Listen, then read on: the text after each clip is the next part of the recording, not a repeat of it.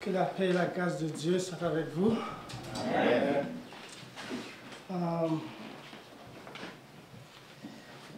C'est vraiment une grâce.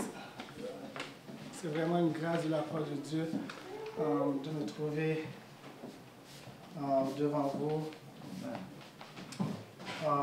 De me trouver avec un groupe spécial de gens qui recherchent la vérité. Je dois dire, frère René Martin, lorsque je vous ai trouvé, toi et Julio, sur Facebook, j'étais comme moi, il y a des Haïtiens qui ne croient pas aussi de la Trinité. J'étais content, je disais la nouvelle à ma femme et tout. Et depuis lors, frère René Martin, frère Julio, on me tient contact, on est sur le groupe de WhatsApp, on défend l'évangile de Jésus-Christ. Et c'est vraiment une joie d'être ici parce que ça fait bien longtemps on chérissait la pensée, moi et ma femme, de venir voir frère Julio et frère Martin, de passer un moment de prière avec eux. Et puis aujourd'hui, Dieu nous a donné la possibilité. Je voulais juste, avant de commencer, je voulais vous dire que j'ai apporté quelques livres pour vous. Je les publie sur Internet, mais ça fait quelques semaines que Dieu m'avait mis dans le cœur d'avoir une petite maison de publication. Et avec Frère Gordon qui m'encourageait à le faire, j'ai acheté une imprimante, j'ai acheté tout. Et puis maintenant, je les imprime pour les donner et puis j'en ai apporté en quantité pour vous, pour que vous puissiez en prendre et pour vous puissiez partager avec d'autres personnes. Il y a celui-ci, le Père et le Fils, de les écrits d'Ellen White. C'est vraiment de l'éternité passée à l'éternité future. Vous allez voir comment Ellen White est vraiment constante dans sa présentation de la relation qui existe entre le Père et le Fils. Et je prépare, je l'appelle Marassa, le Saint-Esprit de les écrits d'Ellen White. Je prépare et ce sera bientôt disponible. Et la prochaine fois que je viendrai ici, dans Apocalypse 14, le message des trois anges, nous voyons qu'il y a un conflit entre Dieu et la bête. Mais lorsque nous lisons Apocalypse 14, versets 6 à 12, nous voyons que le conflit, c'est un conflit d'adoration. Le verset 9 nous dit, le troisième ange les suivit en disant d'une voix forte, si quelqu'un adore la bête et son image et s'y fait la marque au front ou à la main. Mais avant que le troisième ange donne cet avertissement au peuple de Dieu, le premier ange dit, craignez Dieu et donnez-lui gloire, car l'heure de son jugement est venue, et adorez celui qui a fait le ciel, la terre, la mer et les sources d'eau. Donc il y a un appel à adorer le vrai Dieu, et plus tard on va en discuter beaucoup plus sur le message du premier ange. Et aussi, il y a un avertissement à rejeter, à ne pas accepter l'adoration de la bête.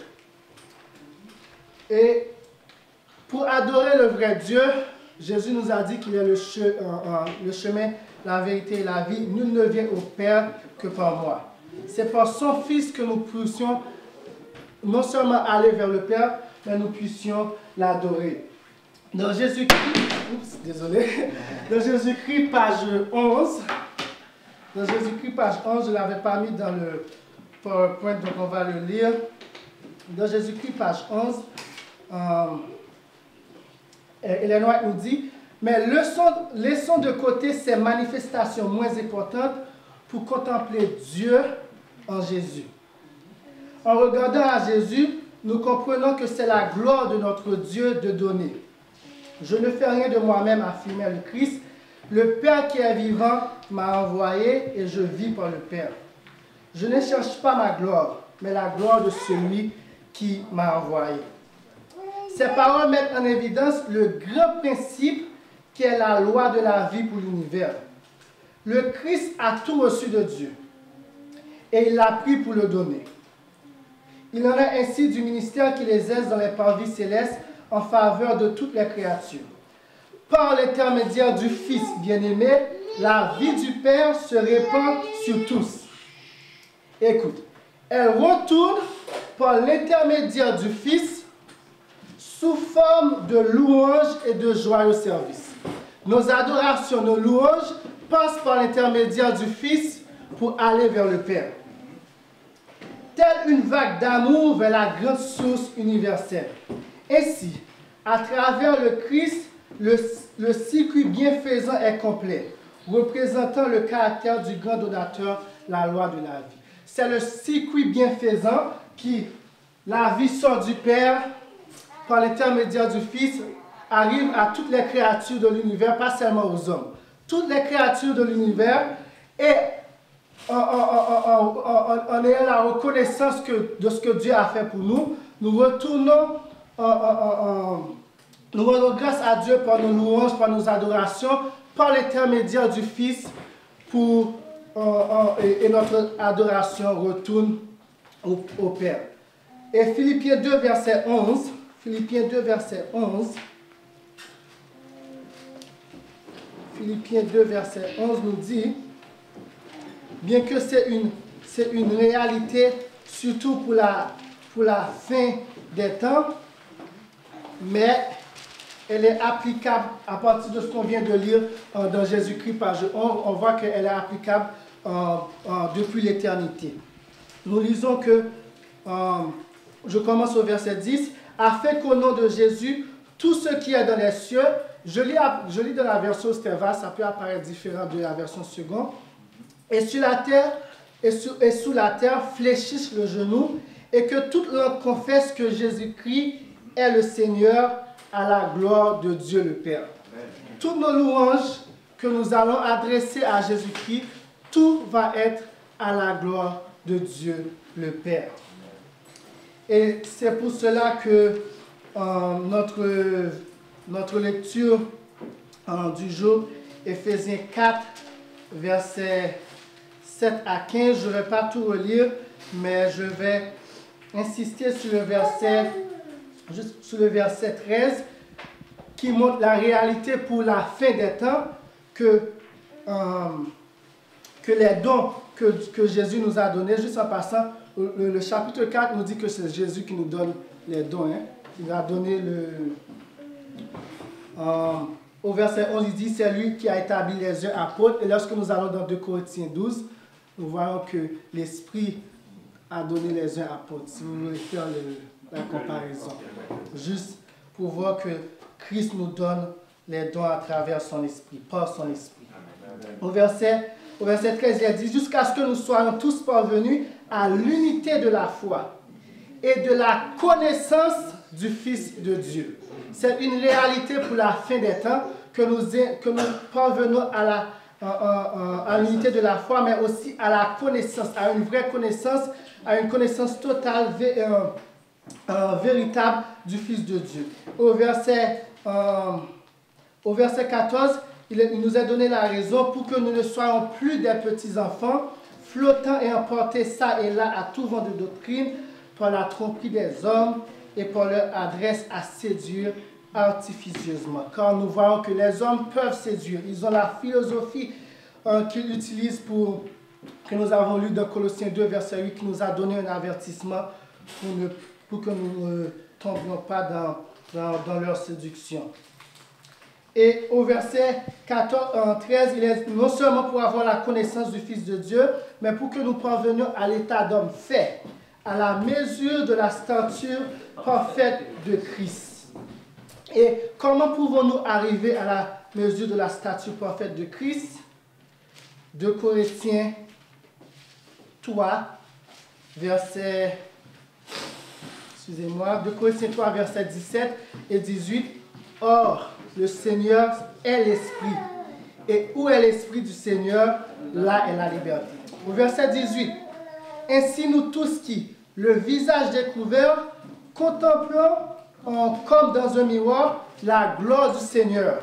Nous sommes transformés à son image, de gloire en gloire, comme par l'Esprit du Seigneur. C'est en contemplant Jésus-Christ, c'est en ayant cette connaissance de la vérité du Fils de Dieu, en le connaissant qui il est vraiment, nous pouvons contempler en sa personne, nous pouvons contempler sa gloire et nous allons être changés de gloire en gloire.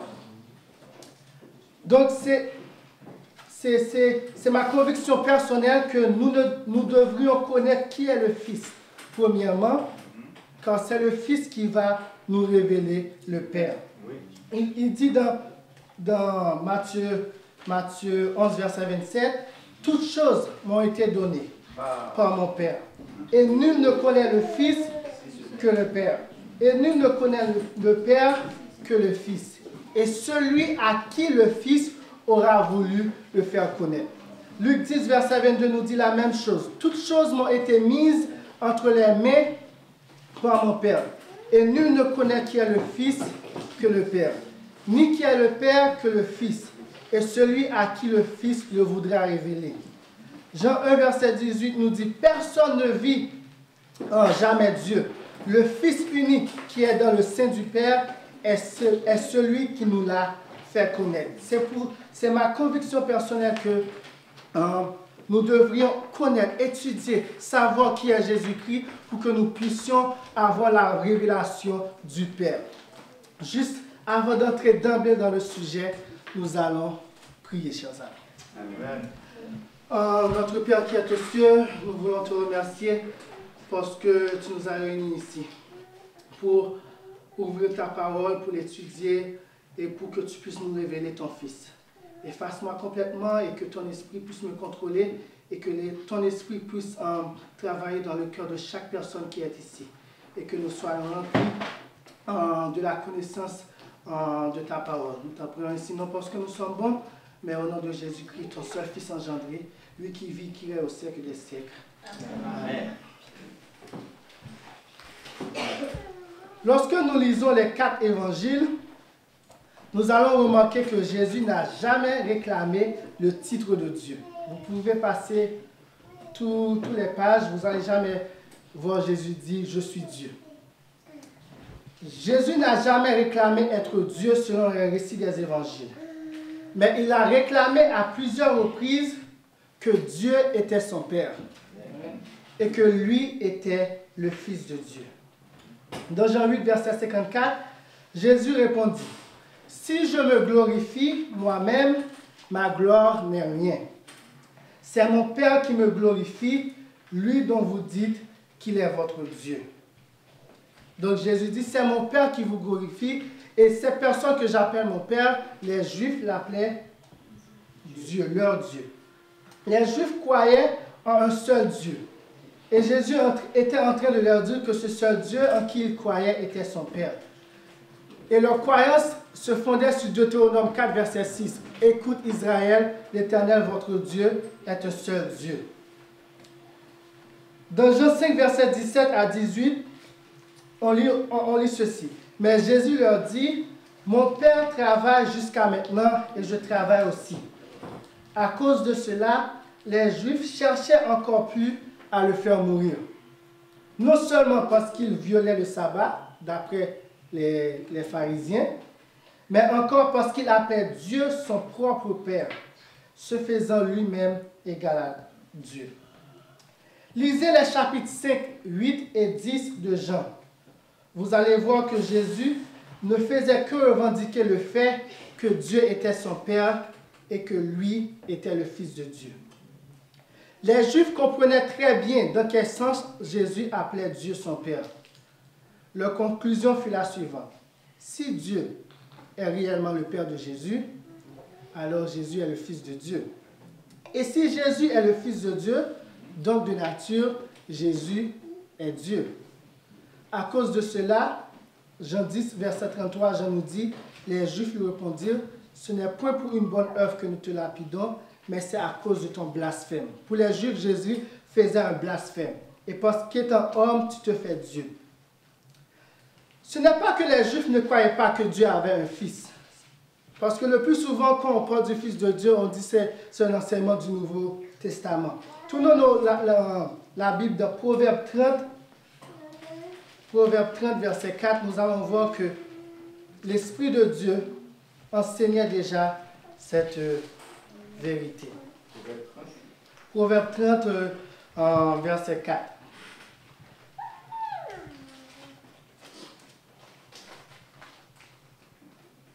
Il dit, qui est monté aux cieux ou qui en est descendu? Qui a assemblé le vent dans ses mains? Qui a serré les eaux dans sa robe? Qui a dressé toutes les bornes de la terre? Quel est son nom et quel est le nom de son fils? Le sais-tu? Le sage était en train de poser une question et lorsque nous tournons nos pages dans la Bible, nous sommes en train de découvrir que le fils de cette personne-là est Jésus-Christ. C'était tout simplement que leur conception erronée du Messie, du Fils de Dieu, ne correspondait pas à l'apparence de Jésus et l'origine de Jésus. Jésus n'était pas-il de la Galilée? N'est-il pas le fils du pauvre charpentier Joseph? N'est-il pas fils né hors du mariage? N'est-il pas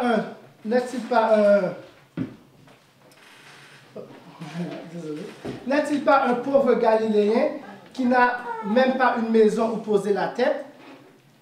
Les Juifs sûrement disaient, toi le Messie, impossible. Toi, le Fils de Dieu, blasphème, blasphème. Et ils ont voulu le lapider à cause de cela. Et voyez, lorsque la filialité de Jésus était mise en question, Jésus ne restait pas en silence. Et en ce moment, Christ, accusé de blasphème, va clairement et ouvertement réclamer qu'il est Fils de Dieu. Dans Jean 10, verset 36, dites-vous de celui que le Père a sanctifié et envoyé dans le monde, tu blasphèmes, parce que j'ai dit, je suis le Fils de Dieu. Et lorsque nous allons dans l'esprit de prophétie, dans le livre Jésus-Christ à la page 190 et 191, Sir White nous dit, Jésus réclamait pour lui-même des droits égaux à ceux de Dieu dans l'accomplissement d'une œuvre aussi sacrée, de la même nature que celle qui occupe le Père au ciel. Mais ceci ne fit qu'allumer davantage la colère des pharisiens, car non seulement il avait violé la loi selon eux, mais en appelant Dieu son propre Père, il s'était fait égal à Dieu. Il s'était fait l'égal de Dieu. Tous les Juifs appelaient Dieu le Père. Donc, lorsque Christ disait Dieu est mon Père, ce n'était pas comme maintenant nous appelons Dieu notre Père. Hein? Mais Jésus appelait Dieu son Père dans un autre niveau, je pouvais le dire. Cela dit, tous les Juifs appelaient Dieu le Père. Leur âge ne se fut pas donné libre carrière si le Christ s'était placé dans le même rapport qu'eux avec Dieu.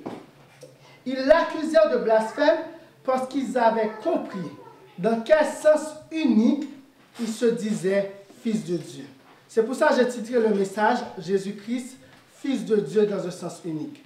Ils ont compris dans quel sens unique il se disait Fils de Dieu. Les prêtres et les rabbins, Jésus-Christ, page 467, renouvelèrent contre Jésus l'accusation de blasphème. Précédemment, sa prétention à être un avec Dieu les avait amenés à tenter de lui ôter la vie. Quelques mois plus tard, ils allaient dire, ce n'est pas pour une œuvre bonne que nous te lapidons, mais pour un blasphème. Et parce que toi qui es un homme, tu te fais Dieu. Parce qu'il était le Fils de Dieu et se donnait pour tel, Jésus ne cachait pas qu'il était le Fils de Dieu. Il voulait le détruire. Les Juifs voulaient détruire Jésus parce qu'ils comprenaient ce que Jésus disait en disant qu'il est le Fils de Dieu. En ce moment, de nombreux assistants, prenant position pour les prêtres et les rabbins, ramassèrent des pierres pour les jeter contre lui, mais Jésus se cacha et sortit du temple. Jésus, en réclamant le titre du Fils de Dieu, s'est fait Dieu. il s'est fait égal à Dieu. C'était là la compréhension des Juifs. C'était vraiment une grande revendication. Si quelqu'un d'entre vous aujourd'hui, vous faites cette revendication, ce sera vraiment considéré comme un blasphème. Mais ce n'était pas le cas de Jésus. C'était la vérité. C'était une réalité. Il était égal à Dieu et de ce fait, Dieu, parce qu'il est le Fils de Dieu. Jésus est Dieu dans le sens le plus élevé du terme. N'ayez pas peur de dire que Jésus est Dieu. Il est Dieu dans le sens le plus élevé du terme parce qu'il est le Fils de Dieu dans le sens le plus élevé du terme. Amen. Le monde a été fait par la parole et rien de ce qui a été fait n'a été fait sans elle. Nous lisons dans Message choisi, volume 1. Pour pouvoir faire toutes choses, le Christ a dû exister avant toutes choses. Ce qui est dit à ce sujet est d'une clarté qui ne laisse subsister aucun doute. Je suis encore surpris de voir que les gens doutent de la divinité de Jésus. La Bible est tellement claire à ce sujet. Le Christ était Dieu essentiellement, c'est-à-dire dans son essence, dans le sens le plus élevé du terme. Il était Dieu de toute éternité, Dieu suprême. Dans la version anglaise, Ellen White écrit God over all, qui est traduit dans notre Bible Dieu au-dessus de toutes choses, éternellement béni. Il n'est pas un demi-dieu ou un petit Dieu. Il a plu à Dieu, au Père, qu'en lui habite toute la plénitude de la divinité corporellement. C'est une réalité. Il est Dieu béni éternellement, selon Romains 9, verset 5. Ces mots, lorsque je préparais le message, je frissonnais. Et plus bas dans le message choisi, Sœur White dit « Lumière et gloire resplendissent dans la vérité selon laquelle le Christ était un avec le Père avant la fondation du monde. » Amen. C'est ici la lumière qui brille dans un lieu obscur, resplendissant d'une gloire divine, unique. Cette vérité, infiniment mystérieuse en elle-même, explique d'autres vérités également mystérieuses qui, sans elles, resteraient inexplicables. Il y a bien d'autres doctrines de la Bible que la mort du Fils de Dieu, tout cela, cette doctrine serait inexplicable si Jésus-Christ n'était pas un avec le Père dès l'éternité, s'il n'était pas vraiment réellement le Fils de Dieu. Elle est enchâssée de la lumière inaccessible et incompréhensible. Message choisi, volume 1, page 291. Il est fascinant de savoir que l'apôtre Jean a écrit son évangile dans le but de démontrer que Jésus est le Fils de Dieu. Tournons nos Bibles dans Jean 20, verset 31. Lorsque d'habitude les gens lisent Jean 1er, verset 1, boum, et puis ils bâtissent leur doctrine de Trinité dessus. Mais le but du livre de Jean, c'est de prouver que Jésus est le Fils de Dieu. Donc on ne peut pas prendre le livre pour le faire enseigner quelque chose d'autre, quelque chose qui est contraire au but même de la raison, à la raison même pour laquelle le livre a été écrit. Jean 20, verset 31, et ces choses ont été écrites afin que vous croyiez que Jésus est le Christ, et qu'en croyant, vous ayez la vie en son nom. Amen. C'est la raison même pour laquelle que l'évangile de Jean a été écrit. Et l'évangile de Jean a été écrit après le livre d'Apocalypse. Jean a vu la gloire de Jésus dans le ciel. Et il y avait plein de rumeurs, plein d'allégations que les chefs juifs faisaient courir à travers la nation juive et que Jésus était un imposteur. Dans Jésus-Christ, par 786, c'est par là, 787, nous voyons que dès lors de la résurrection de Jésus, les Juifs ont commencé à dire que Jésus était un imposteur, qu'il n'était pas vraiment le Fils de Dieu.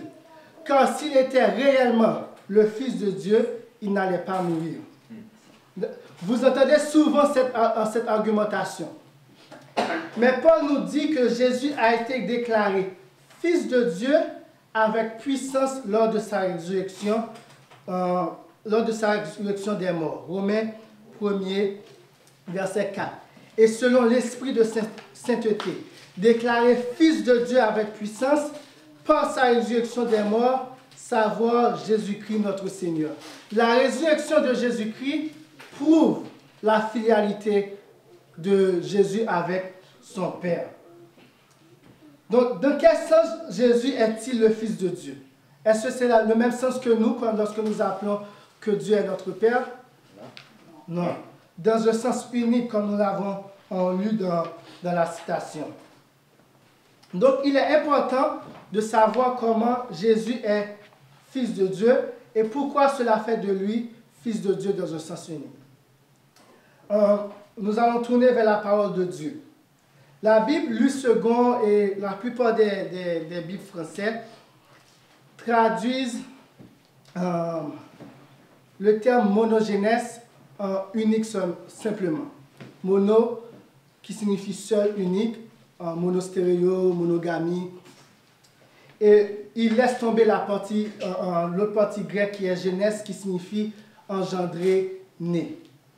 Mais lorsque nous allons dans la Bible King James, nous voyons que c'est traduit only begotten, seul engendré. Donc je vais lire ces versets-là à partir de la traduction de King James. Dans Jean 1, verset 14. Et la parole a été faite chair et a habité parmi nous. Et nous avons contemplé sa gloire, la gloire comme celle du seul Fils engendré du Père, pleine de grâce et de vérité. Jean 1, verset 14, version King James. Dans Jean 3, verset 16. Quand Dieu a tant aimé le monde. J'ai juste mis la citation d'Ellen White. Quand Dieu a tant aimé le monde qu'il a donné son seul Fils engendré, afin que quiconque croit en lui ne périsse pas, mais qu'il ait la vie éternelle. En ceci a été manifesté l'amour de Dieu envers nous. C'est que Dieu a envoyé son seul Fils engendré dans le monde, afin que nous vivions par lui. En ceci est l'amour, non que nous avons aimé Dieu, mais que lui nous a aimés et il envoya son Fils pour être la propitiation pour nos péchés. 1 Jean 4, versets 9 à 10. Vous voyez que c'est Jean qui insiste sur ce thème monogénèse. Monogénèse, le thème grec, et Fils engendré, Fils engendré. Et donc, la façon dont Jésus-Christ est Fils de Dieu, dans un sens unique, c'est qu'il est le seul Fils engendré de Dieu. Et aujourd'hui, on peut dire pourquoi les Bibles, Louis II, Sterval et d'autres versions françaises, même dans les nouvelles Bibles anglaises maintenant, si tu prends le NIV, tu vas lire seulement seul Fils, unique Fils. Pourquoi ils traduisent le mot grec ainsi? Dans This Day with God, page 182, paragraphe 2, l'Esprit de Dieu nous fait une révélation. Les anges ont été expulsés du ciel parce qu'ils ne travailleraient pas en harmonie avec Dieu. Ils sont tombés de leur haute position parce qu'ils voulaient être exaltés. Ils étaient arrivés à s'exalter eux-mêmes et ils ont oublié que la beauté de leur personne et de leur caractère venait du Seigneur Jésus. Ce fait, this fact, on sera la dire en anglais, c'est un fait, c'est une réalité, ce n'est pas une métaphore comme Manuel Rodriguez l'a présenté dans Adventist World. Ce fait, les anges déçus obscurciraient que Christ était le seul Fils engendré de Dieu. Et ils sont venus à considérer qu'ils ne devaient pas considérer le Christ. Depuis le ciel, les anges déçus essayaient d'obscurcir le fait que Jésus est le seul Fils engendré de Dieu. Pourquoi? Lorsque nous allons dans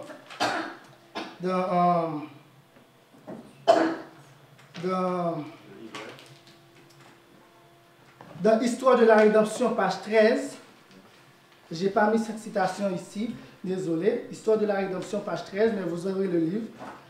Il est dit, les anges restés fidèles s'efforcèrent de rallier l'ange puissant et rebelle à la cause de son Créateur.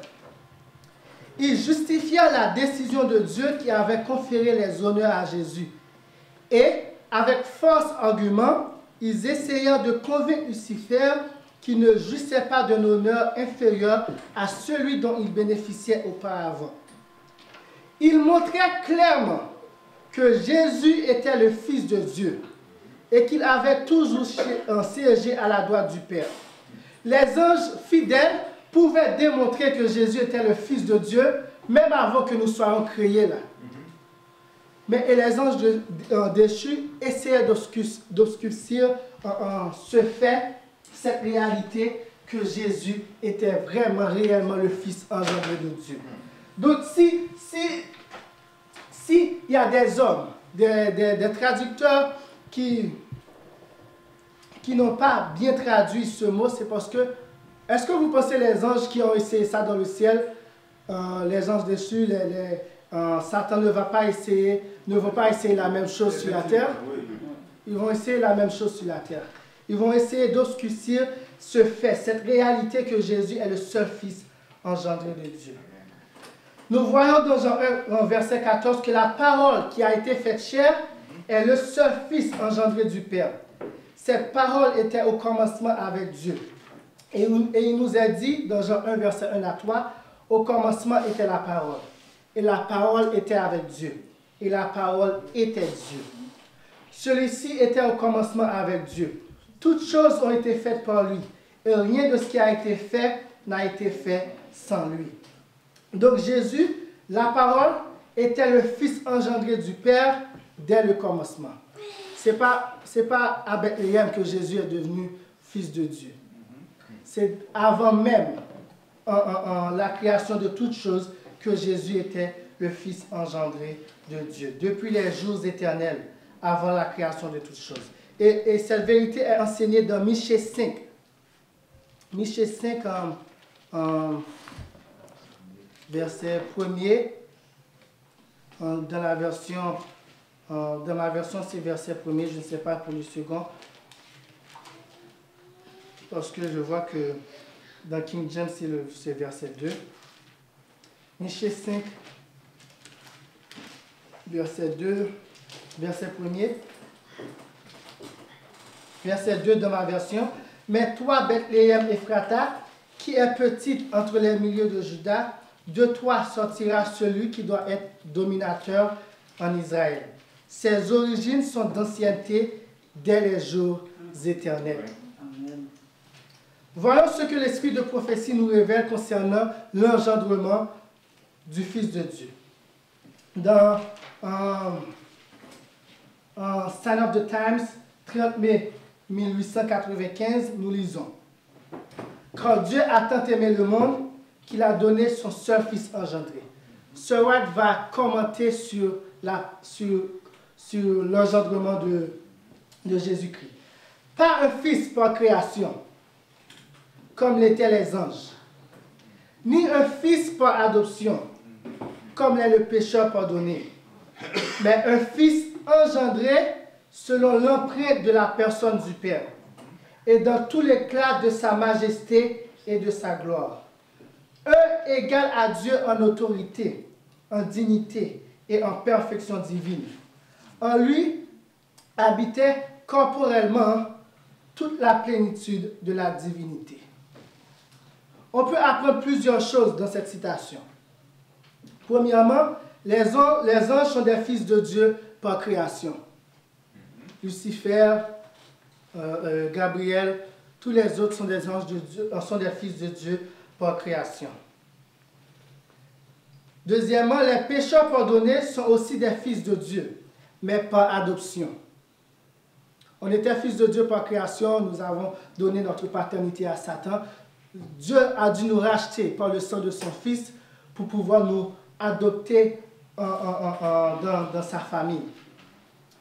Jésus est le seul Fils engendré de Dieu. Et lorsque vous dites que engendrer signifie créer, dans cette citation, vous voyez que Sir White met en contraste engendrer et créer. Engendrer et créer ne signifient pas la même chose. Donc, lorsque vous présentez que Jésus est le Fils engendré de Dieu, il y a des gens qui vont vous dire, vous êtes en train de dire que Jésus a été créé. Non, c'est pas ça que l'esprit de prophétie nous révèle. Jésus fut engendré selon l'empreinte de la personne du Père. Il fut engendré dans tout l'éclat de la majesté et de la gloire du Père. On peut clairement déduire de cette citation que Jésus n'est pas devenu fils de Dieu à Bethléem. Parce que lorsqu'il était né sur cette terre, était-il venu dans tout l'éclat de la gloire de son Père? Non. Non. Il n'était pas dans tout l'éclat de la majesté divine. La Bible nous dit que quand Jésus était sur la terre, il n'avait rien pour attirer les regards sur lui. Ésaïe 53, verset 2 à 3. Je lis dans la version King James. Car il grandira devant lui comme un rejeton, comme une racine sortant d'une terre desséchée. Il n'a ni forme, ni apparence quand nous le regardons. Il n'y a ni beauté qui fasse que nous le désirions. Il est méprisé et rejeté des hommes, un homme de douleur et sachant ce qu'est la souffrance. Et nous avons caché nos visages devant lui. Il était méprisé et nous ne l'avons pas estimé. L'esprit de prophétie nous dit dans Jésus-Christ, page 13, il n'avait aucune beauté qui pût le recommander aux yeux des hommes. Il était néanmoins Dieu incarné, lumière du ciel et de la terre. Sa gloire était voilée, c'est-à-dire il n'était pas venu dans toute la gloire lorsqu'il était engendré. Sa grandeur et sa majesté étaient cachées pour lui permettre de s'approcher des hommes affligés et tentés. L'histoire de Bethléem est un thème inépuisable. On y découvre la profondeur de la richesse, de la sagesse et de la science de Dieu. Nous nous étonnons devant le sacrifice du Sauveur qui échangea le trône du ciel contre la crèche, la société des anges qu'il adorait contre la compagnie des bêtes de l'étable. Il n'y avait même pas un autel pour accueillir la venue de notre Sauveur. Sa présence confond notre orgueil humain et notre propre suffisance. Et cependant, ceci n'était que le commencement de son étonnante condescendance. C'eût été pour le Fils de Dieu une humiliation presque infinie de revêtir la nature humaine, même alors qu'Adam résidait en Éden dans son innocence. Même avant le péché, juste le fait que le Fils de Dieu devait prendre notre humanité, cela serait une humiliation. Jésus accepta l'humanité alors qu'elle était affaiblie par 4 millénaires de péché. Maintenant, c'est 6 millénaires. Regardez notre état. Comme tout enfant d'Adam, il a accepté les résultats de la grande loi de l'hérédité. Ces résultats, on peut les connaître en consultant l'histoire de ses ancêtres terrestres. C'est avec une telle hérédité qu'il va partager nos douleurs et nos tentations et nous donner l'exemple d'une vie exempte de péché. Jésus-Christ, page 33. Je vais lire plusieurs citations d'Ellen White pour que vous puissiez comprendre l'humiliation de Jésus et comment Jésus, en tant que Fils engendré de Dieu, n'était pas venu dans toute sa gloire. Dans Bible Echo, 14 janvier 1901, paragraphe 9, elle dit « Le Fils du Dieu infini est venu sur cette terre et l'a honoré avec sa présence. Il s'est dénué de sa gloire et a revêtu sa divinité avec l'humanité, afin que l'humanité puisse toucher l'humanité et révéler à l'homme déchu l'amour parfait de Dieu. Christ ne pouvait pas venir sur cette terre avec la gloire qu'il possédait dans les parvis célestes. C'est une réalité. Les êtres humains pécheurs n'auraient pas pu supporter sa vue. Il a voilé sa dignité avec le vêtement de l'humanité, mais il ne s'est pas séparé de sa dignité. Review and Euro, 15 juin 1905, paragraphe 12. Quand vous connaissez la grâce de notre Seigneur Jésus-Christ, qui pour vous s'est fait pauvre de riche qu'il était, afin que par sa pauvreté vous fussiez enrichis. celui en qui habite toute la plénitude de la divinité, descendit dans notre monde, s'humilia en revêtant sa divinité avec l'humanité, afin que par l'humanité, il atteigne la famille humaine. Alors qu'il embrasse la race humaine avec son bras humain, il saisit le trône de Dieu avec son bras divin. Il est l'échelle que Jacob avait vue dans son rêve, réunissant ainsi l'humanité à la divinité. La majesté des cieux, le roi de gloire, descendit marche par marche dans le chemin de l'humiliation jusqu'à ce qu'il atteigne le point le plus bas possible que l'humanité puisse expérimenter. Et pourquoi? Afin qu'il puisse atteindre les hommes les plus humbles, enfoncés dans la profondeur de la dégradation, afin qu'il puisse les élever au sommet du ciel. Il a promis à celui qui vaincra, je le ferai asseoir avec moi sur mon trône. Comme moi j'ai vaincu et me suis assis avec mon Père sur son trône. Merveille des merveilles, l'homme, une créature de la terre, poussière, élevée au trône du roi de l'univers. Amour merveilleux, amour inexprimable, incompréhensible. Ça, lorsque je lisais pour la première fois cette citation, j'avais envie de pleurer pour voir, pour voir comment Jésus-Christ a accepté de s'humilier. Lui qui était en forme de Dieu a accepté de prendre la forme de serviteur. Louis Vuitton, 9 juillet 1815. Donc, à partir de cette citation, il est clair que l'engendrement dont la servante du Seigneur nous parle, ici n'est pas celui de la naissance de Jésus sur la terre. Car quand ce dernier fut né parmi les hommes, il avait caché sa gloire. En effet, Jésus est le Fils de Dieu dans un sens unique, parce qu'il est le seul Fils engendré de Dieu. Jésus est le seul être qui est sorti de Dieu. Voilà ce que la Bible nous révèle. Dans Jean 8, verset 42. Jean 8, verset 42. Jésus leur dit, « Si Dieu était votre Père, vous m'aimeriez, car je suis issu de Dieu et je viens de sa part.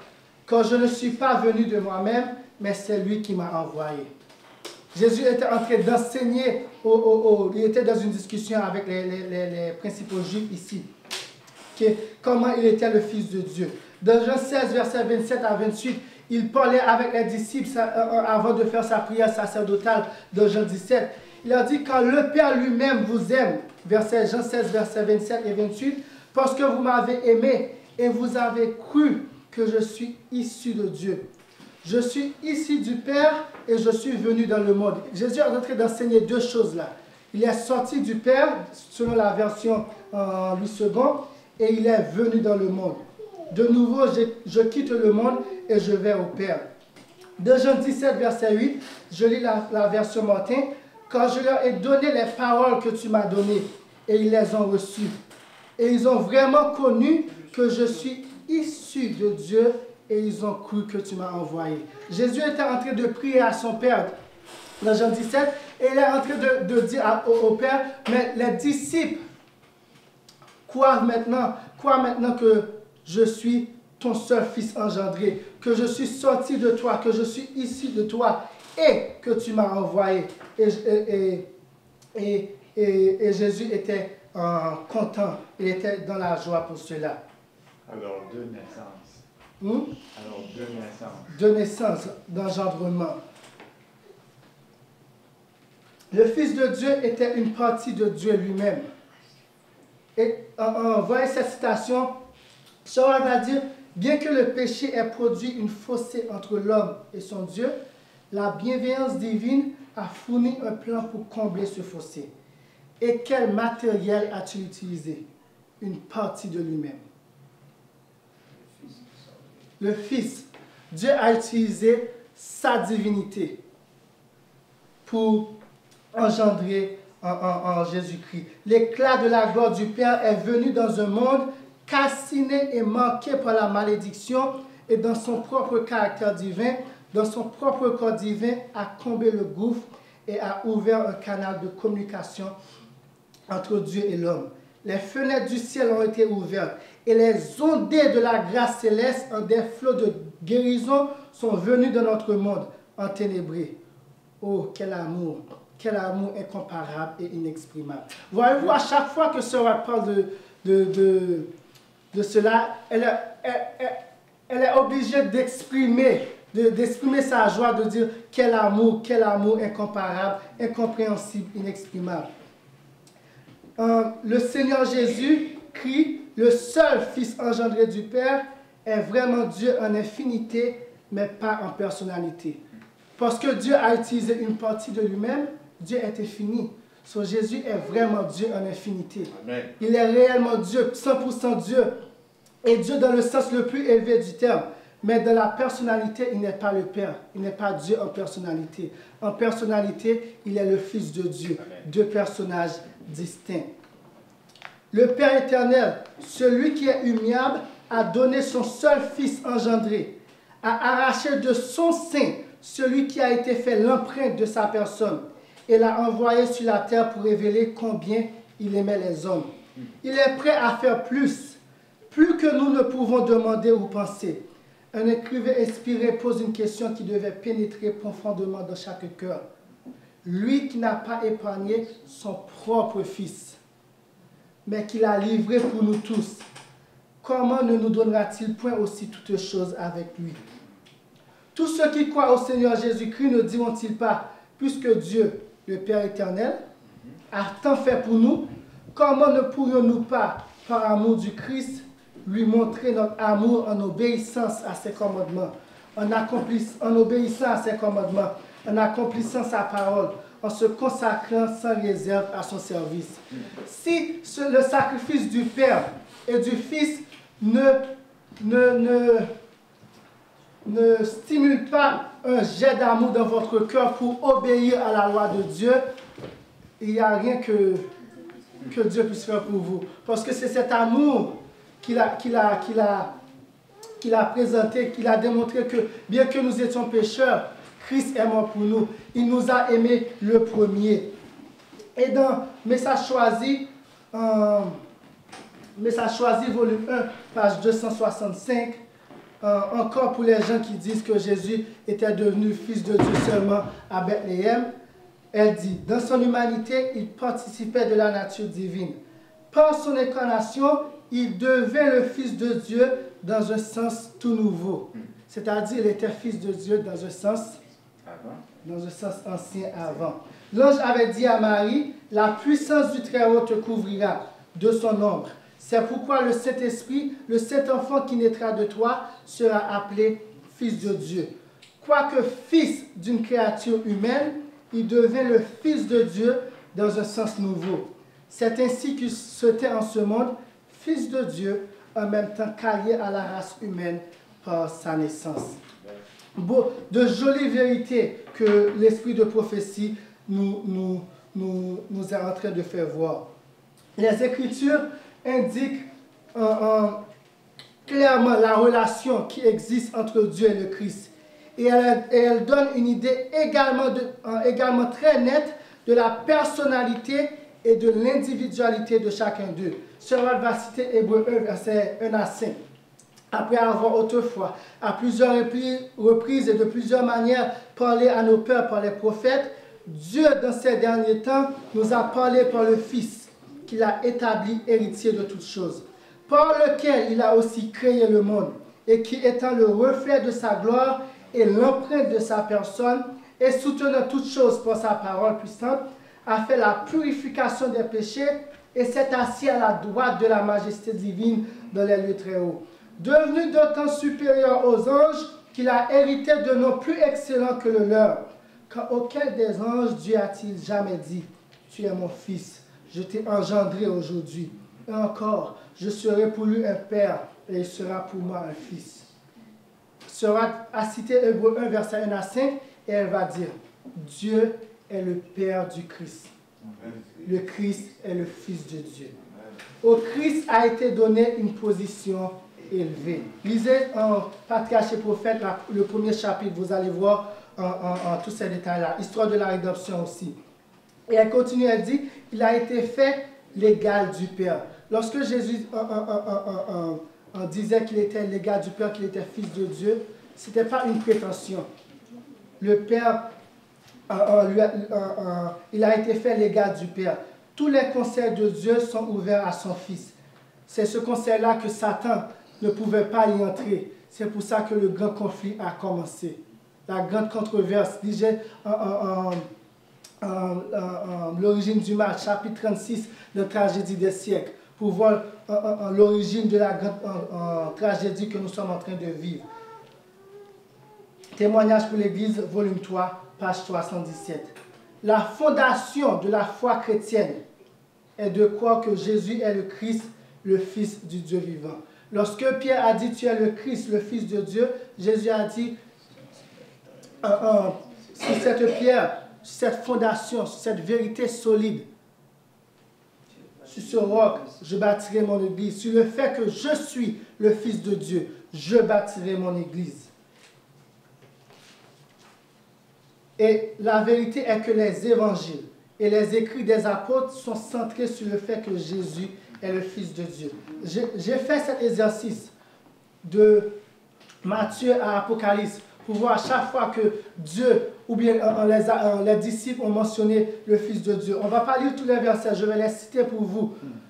On peut lire que Jésus est le seul Fils engendré de Dieu, Jean 3, verset 16. Le seul engendré du Père, Jean 1, verset 14. Il est le Fils bien-aimé du Père, Marc 12, verset 1 à 8. L'ange Gabriel dit à Marie que l'enfant sera appelé Fils de Dieu, Luc 1, verset 35. Jean-Baptiste, son cousin, témoigne que Jésus était le Fils de Dieu, Jean 1, verset 34. Nathanaël a confirmé qu'il était le Fils de Dieu, Jean 1, verset 48. Les disciples déclarèrent de Jésus, après avoir calmé la tempête, qu'il était véritablement le Fils de Dieu. Matthieu 14, verset 33. Martha, la sœur de Lazare, croyait du fond du cœur que Jésus était le Fils de Dieu. Jean 11, verset 27. Les esprits impurs et les démons l'ont appelé Fils de Dieu. Matthieu 8, verset 29, Marc 3, verset 11. Et le Fils du Dieu très haut. Marc 5, verset 7. Satan lui-même voulait le faire douter qu'il était le Fils de Dieu lors de la tentation dans le désert. Matthieu 4, verset 3. Le centurion et tous ceux qui étaient avec lui dirent, assurément, Jésus était le Fils de Dieu. Matthieu 27, verset 54. Le souverain sacrificateur demanda à Jésus s'il était le Fils de Dieu. Luc 22, verset 70, et Jésus répondit, tu l'as dit. Je ne voulais pas passer sans lire cette citation de l'Éloîne dans Jésus-Christ. Lorsque Caïphe demanda à ce roi s'il était le Fils de Dieu. Lisons. Alors Caïphe, levant vers le ciel la main droite, s'adressa à Jésus avec la plus grande solennité. Je t'adjure par le Dieu vivant de nous dire si tu es le Christ, le Fils de Dieu. Écoutez ce que ce roi va dire. Pendant le jugement de Jésus, Jésus n'avait jamais répondu aux accusations. Mais là, elle va dire, devant un tel appel, le Christ ne pouvait plus se taire. Il ne pouvait pas garder le silence. S'il y a un temps pour se taire, il y a aussi un temps pour parler. Oui. Comme nous dit Salomon. Il n'avait pas parlé tant qu'il n'avait pas été pris à partie directement. Il savait qu'une réponse donnée maintenant rendrait sa mort certaine.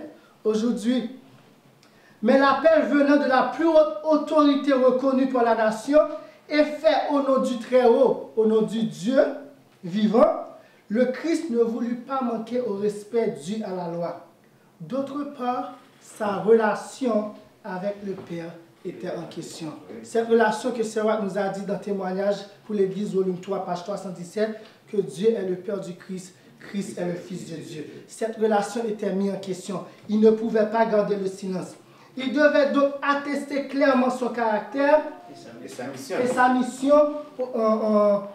mission. Jésus avait dit aux disciples, « Quiconque me confessera devant les hommes, je le confesserai moi aussi, devant mon Père qui est dans les cieux. » Il voulut à cette heure confirmer cet enseignement par son propre exemple.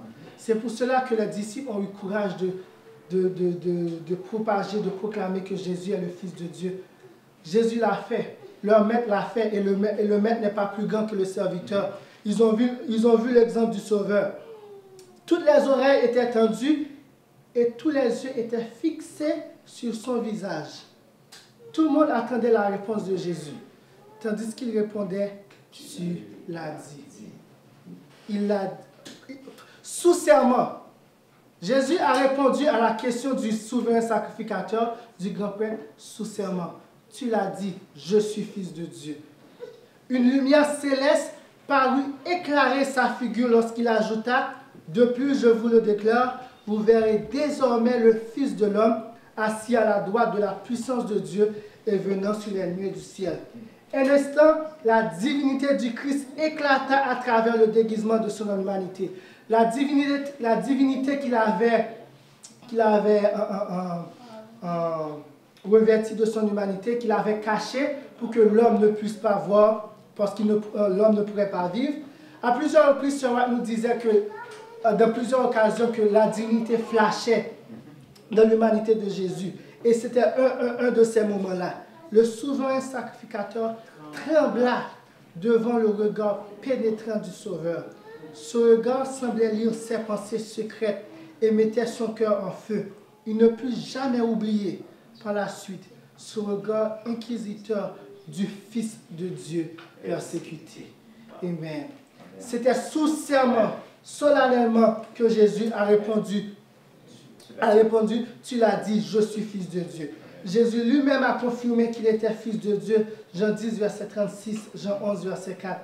Paul, aussitôt après sa conversion, la première chose que Paul a fait après sa conversion, il prêcha dans les synagogues que Jésus est le Fils de Dieu. Acte 9, verset 20.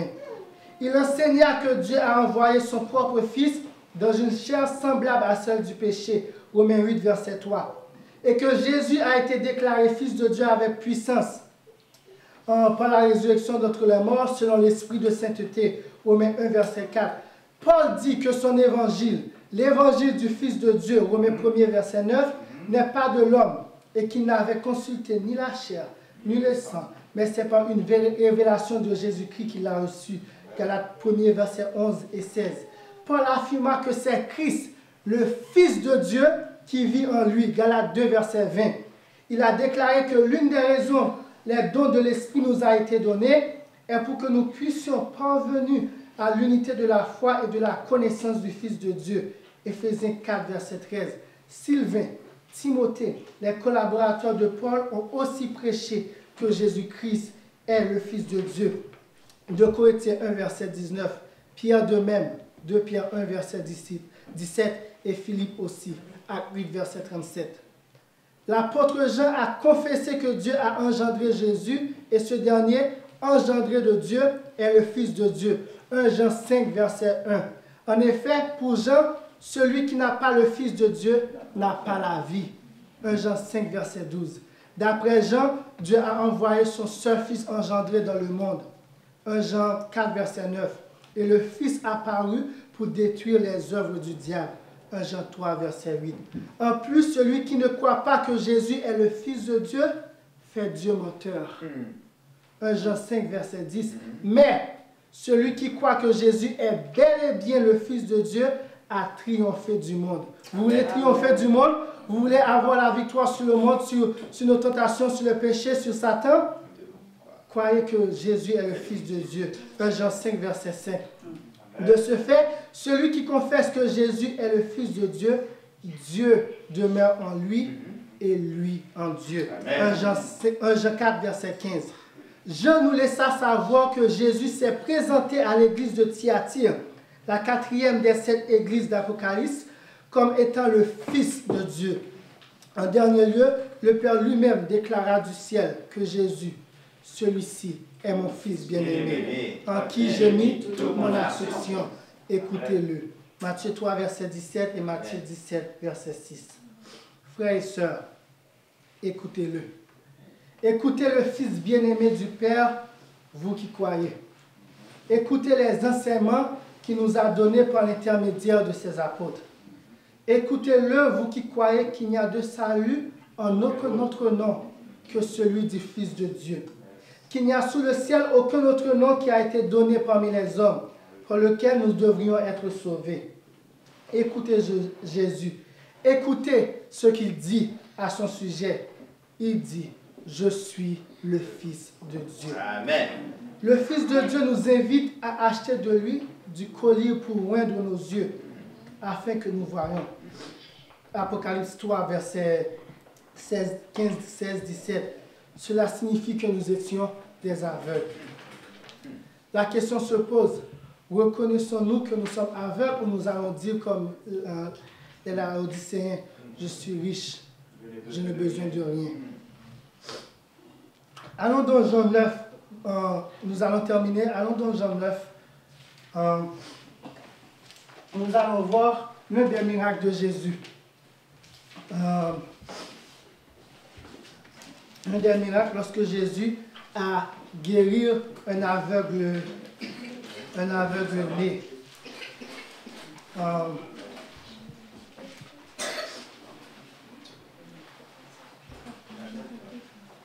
Comme Jésus passait, verset 1er, Jean 9, verset 1er,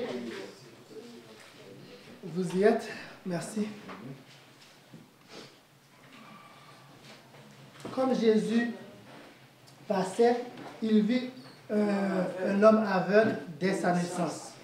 Et ses disciples lui demandèrent, « Maître, qui a péché, celui-ci ou ses parents, qui soit né aveugle ?» Moi, j'ai fait un petit parallèle. Je vois que les disciples, c'est comme les anges. Les anges sont en train de nous regarder. Et pourquoi nous, les adventistes, pourquoi ils sont aveugles? Pourquoi les Laodicéens sont aveugles? Au verset 3, Jésus dit, « Ce n'est pas que celui-ci ou ses parents aient péché, mais c'est afin que les œuvres de Dieu soient manifestées en lui. »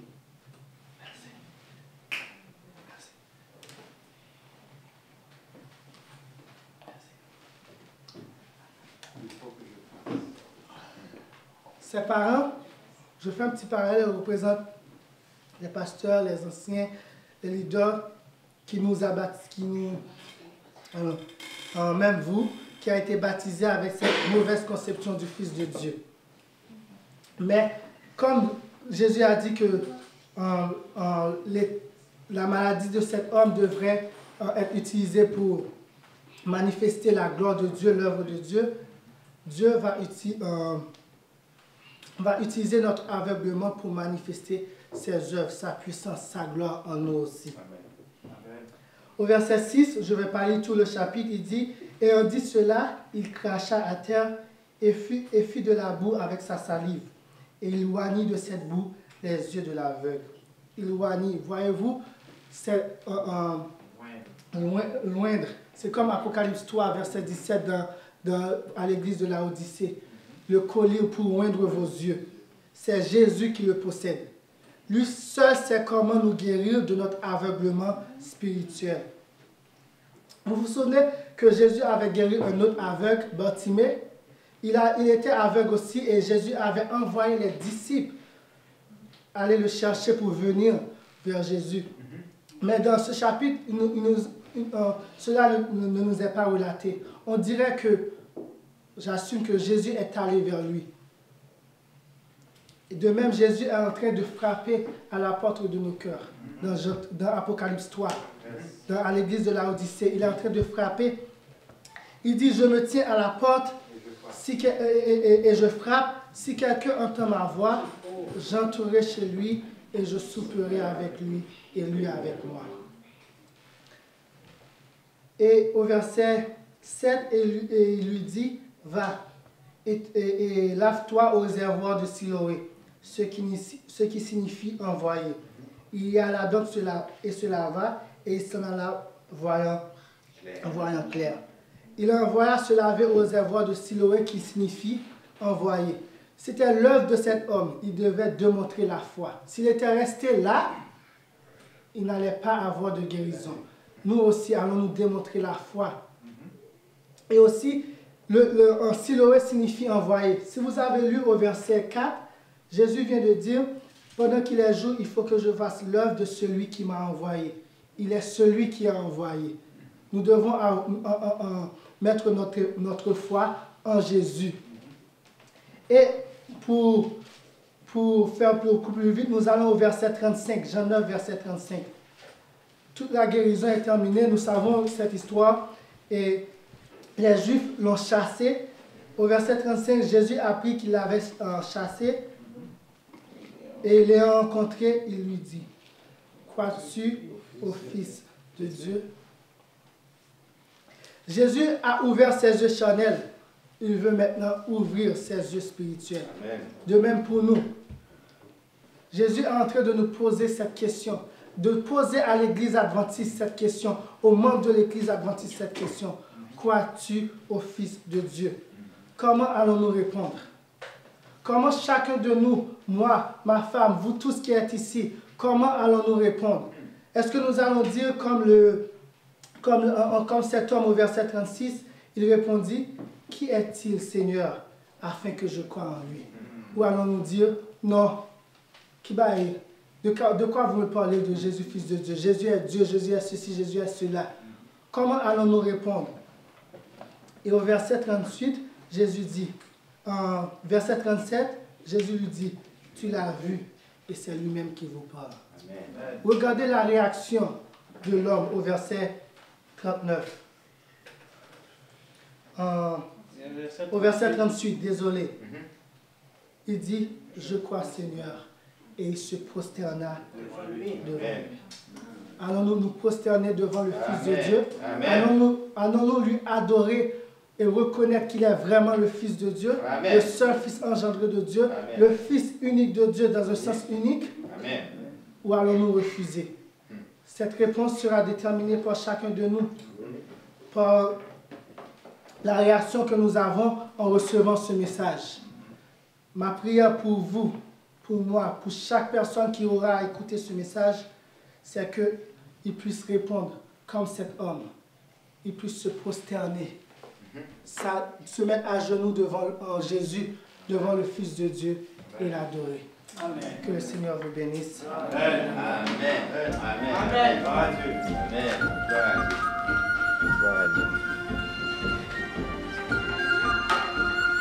Nous voguons vers un beau rivage que Jésus nous prépara. Nous ne craignons aucun naufrage, sa grâce nous conduira. Viens avec nous, la voile est prête. Frère, viens que rien ne t'arrête. Plus d'ouragan, de tempête, au séjour du Dieu d'amour. Plus d'ouragan, de tempête, au séjour du Dieu d'amour.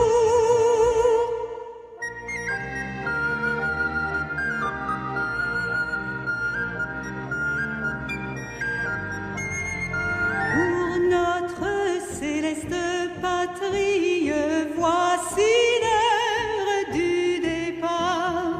À venir, Jésus te convie. Demain, il serait trop tard.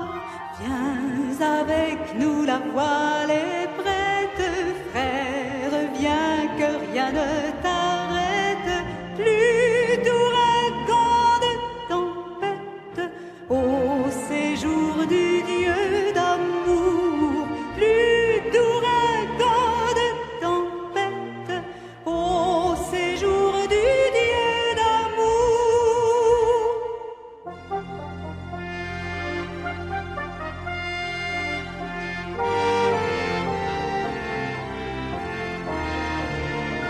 Devant nous de la cité sainte, bientôt va s'ouvrir le port. De nos cœurs bannissant la crainte, chantons dans un saint transport. Viens avec nous, la voile est prête. Frère, viens que rien ne t'arrête. Plus d'ouragan, de tempête, au